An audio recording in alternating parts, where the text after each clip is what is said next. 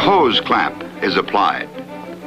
And at a signal from the pumper, the hydrant man opens the hydrant and charges the line. Then he runs to back up the nozzle man.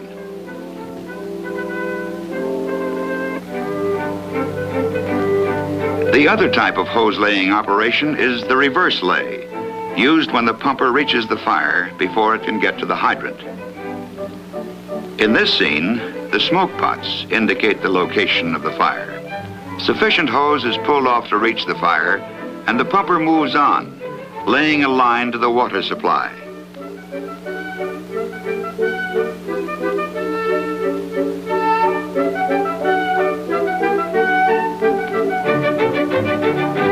There's the reverse lay with line charged and nozzle men ready to advance on the fire. Your department will use variations of the straight lay and the reverse lay, such as this hookup involving the use of two pieces of apparatus. The first engine drops a line to snag the hydrant and then moves onto the fire, laying the line as it goes. The second engine makes the hookup to the hydrant and charges the 2.5-inch line.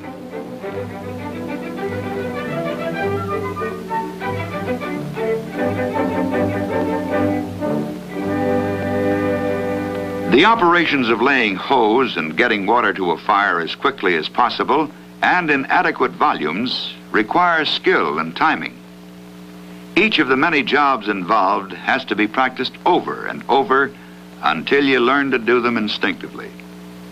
Remember that many of these operations, such as making and breaking hose connections and attaching nozzles, may have to be carried on in the dark, in snow or mud, and without loss of time. Practice with charged lines is necessary to help you get the feel of your equipment. In handling nozzles, be sure to open and close them slowly. Rapid shutoff of the nozzle may damage hose or the pump and even endanger your fellow firemen if more than one line is operating from the same pump. These are 4 of the nozzles carried by one pumper, and the men are getting practice in their use. Continuous practice in hydrant work and laying hose is also necessary for quick hookups and efficient pumper operation.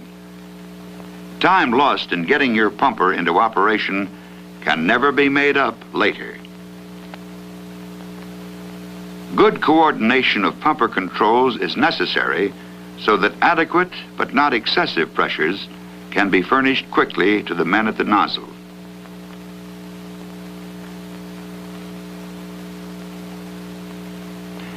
In many departments, every volunteer must learn how to use the 2- and 3-way radio, to speak clearly, to report facts accurately, to know when to call for aid, or report that your apparatus is ready for service. The loudspeaker on your apparatus should be turned up whenever you leave it, or your pump is operating. This is a course in public relations. Even the axe and pike pole become important when you consider that your neighbors are sensitive to your methods of forcible entry.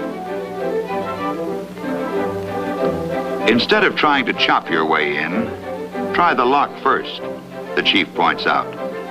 Never use the axe unless you have to. If the door is locked, break the glass instead of trying to smash the lock.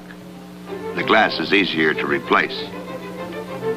Remove glass splinters before putting your hand inside. In all cases, try to avoid injury. If you're not carrying an axe, use your helmet.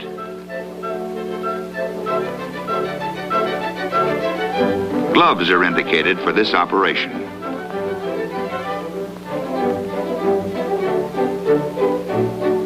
Break only one pane, nearest the lock. Then open the window. Here's another hose layout you'd better learn. It looks easy, but it's just as important as any other operation for the efficiency of your department. Every job, no matter how menial, has its place in fitting you for those times when you must prove your right to be called a fireman. Even as you scrub and roll hose, you are preparing yourself for the job that lies ahead. And the real fireman is the one who puts in his share of time at the station, helping get the equipment ready for an alarm that may come all too soon. He helps load dry hose. He helps recharge extinguishers that have been used, or helps dry and fold the salvage covers, because he never knows whether the next alarm will come in the next 5 hours or the next 5 seconds.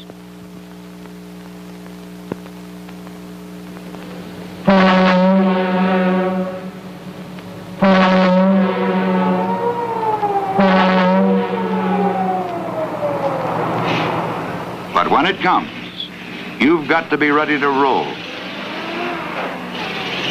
Rain or sleet, day or night, you've got to get there fast.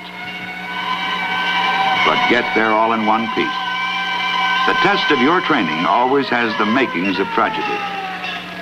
Somebody's home, a job, or a life may be at stake. And it's up to you to prove you've trained well.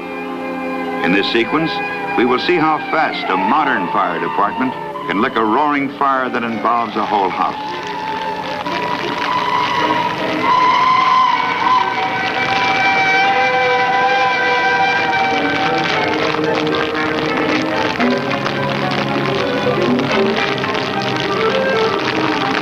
Every man knows his job. And within seconds after arrival, the men are ready to attack the fire. The line is advanced to the window and water spray applied. The puffs of steam that result snuff the fire out in a few seconds.